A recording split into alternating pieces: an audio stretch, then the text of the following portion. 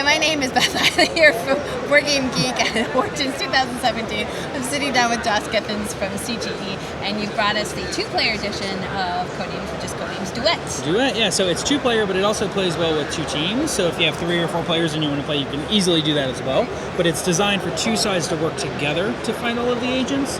And the way that we accomplish that, for those that haven't seen, is the key cards have two sides. Aha! So we'll sky cam, two sides, and front cam, two sides. So what's going to happen here is you'll be looking at the grid. I'm going to put it like that. Right. Like you're looking at the grid this way, right. And I'm on the other side of the table looking at the grid this way. Mm-hmm. You have 9 green agents that you want me to find, but I also have 9 green agents that I want you to find. All together, we have 15 things. Well, 9 plus 9 is obviously more than 15. It's 18. So that means that some of our green agents are the same thing. So you might be trying to get me to guess lemonade, but I am also trying to give you clues so you guess lemonade. You'll notice on the key card also there are multiple assassin spaces now. So in this case, is that it? Is that it?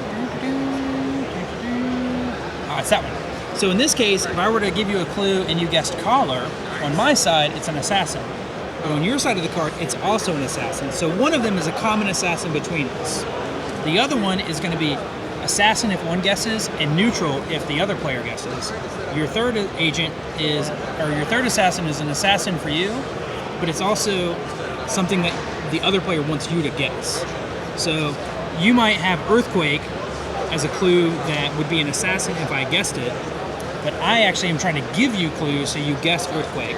So what that does is it keeps all of the words in mind all of the time. So you can't just say, oh, well, earthquake and collar and anchor, those are assassins. So I don't need to pay attention to those because at least one of those will be a word that I want you to guess. Interesting. But one of those is also an assassin. So there's always that danger that, well, maybe this is the one that's not quite right. So the way that we add some extra pressure and say, because like, oh, well, that's easy. We'll just give one-word clues, right? Well, we have these round timer tokens, and these represent the number of clues that we can give as a team. So when you give me a clue, when we're done guessing, we're like, oh yeah, this one and this one, we're done guessing. We just take that over, check mark, I'm all done. I'm going to say that I give you a clue and you guess river, and then you guess crusader. Well, if it's a neutral, we just put it as the neutral face towards you. And we put it so the face and the arrow is looking at you, because we only know what it is when you look at it. I don't know what it is when I guess it. Because some of the things on my side that are shown as bystanders are actually words that you want me to guess, right? So keep going, and then I think you see where we're going with this. Eventually we'll be out of tokens. We've either found all of the agents before we run out of tokens, or we lose. It's that easy. And now, for those familiar with Codenames, the giving of clues is the same as it is in the base game, with one word and a number to indicate how many cards you're hoping to point your partner towards. Right, so if I said like vacation 3, you would be looking for 3 words on the grid that relate to vacation. And then you go through and pick those out, and we would reveal what those are on my card. Exactly. And now point us towards this map that you have, because I actually, when you saw it in the box, I'm like, oh, you have something that doesn't belong in here. And I'm like, no, wait, it does. It belongs. It does. So I'm going to put it on the top-down camera. So with the map, what the map does for us is it does a couple things. 1, it's cool, it's a map.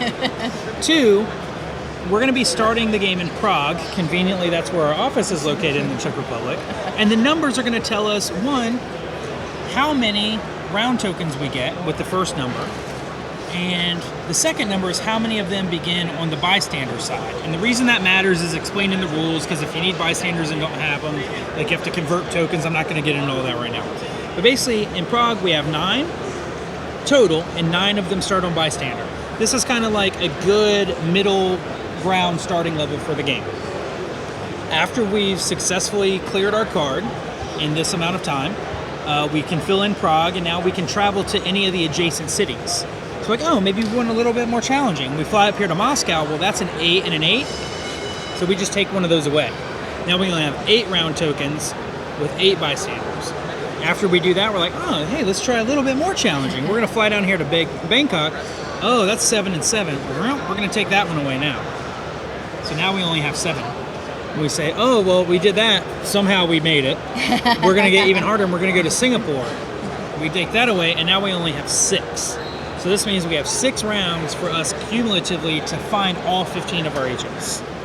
And if at any point along the way we decide, oh, well, we want to make it a little bit easier, we can always backtrack our path and then go to one of these other places. Like Berlin is actually 11, so there's 2 more tokens in the box. I could add those, but it says that only 2 of them start on the bystander side, so we flip all the rest of them over.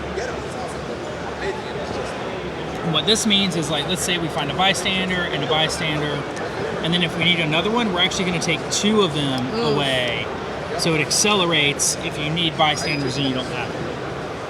So yeah, you can kind of like try to get to the end of each path and figure it out, and then we can write our team names down here. So it's like, oh, we're gonna play. We just write our names in, and then we have a little section for notes, like, oh, you get a super great clue in Casablanca, and we found 4 in the last round and 1, or like the best joke ever. Exactly. That happened in Montreal. Exactly. So yeah, you can just take notes or whatever. So it's just a fun little mini campaign way to play and change the difficulty of it. So let's talk about when this is going to be available. So this is available at Gen Con. We'll have it in our room there.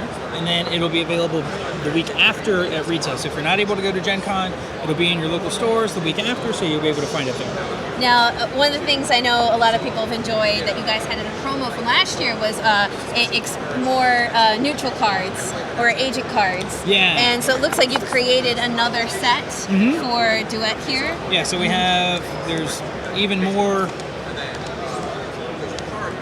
I forget where all the new ones are, but yeah, there's all. So we've got a couple returning characters. Yeah, we have some here. returning characters. I think we have a couple other ones. So yeah, we have a wide assortment of fun characters, and then with, like you saw in these neutral tokens, we get a lot of new characters here, like the little girl.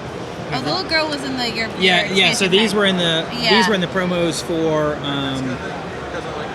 pictures, the bigger ones. Yep. So yeah, then we have like the snowman and stuff like that. Well, of course, if you had Vlada from the from pictures. So there you go. It looks like we've got a couple new pizza guy, and a guy maybe who's going to eat some pizza. There you go. And then there's the pizza. I didn't realize they were all little pieces there. She's holding a pie. She was in the okay. in the tile pack That's also. true. Yeah, from the other one. Yep, so we have all new stuff. Also, all the words are new, so it's 400 new words, so you can mix and match them with the original code names. You can use, obviously, the Duet key cards with the original words, join all the games together, play however you want to. We just want you to have a good time playing our stuff. Now, I know a ton of development went into the original game to pick words in the different languages as we've been published in that were intentionally multi-meaning. Yeah. And that could be both verbs and nouns at the same time, depending on the context.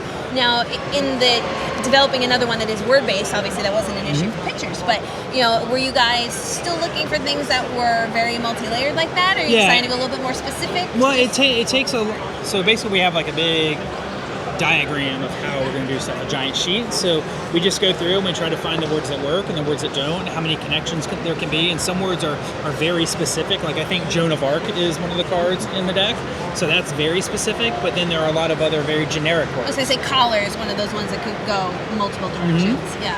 Yeah, flag, collar, there's a lot of things where you can find many, many, many associations for some words, but you also need some that are very specific, so it kind of gives you a broad range and it lets you join different things in different ways. I was going to say, because sometimes the ones that are really specific are almost harder because they're the ones harder to link up. Harder to link together. Other things, yeah. So you need some very specific things with more general things that you can branch out into those things.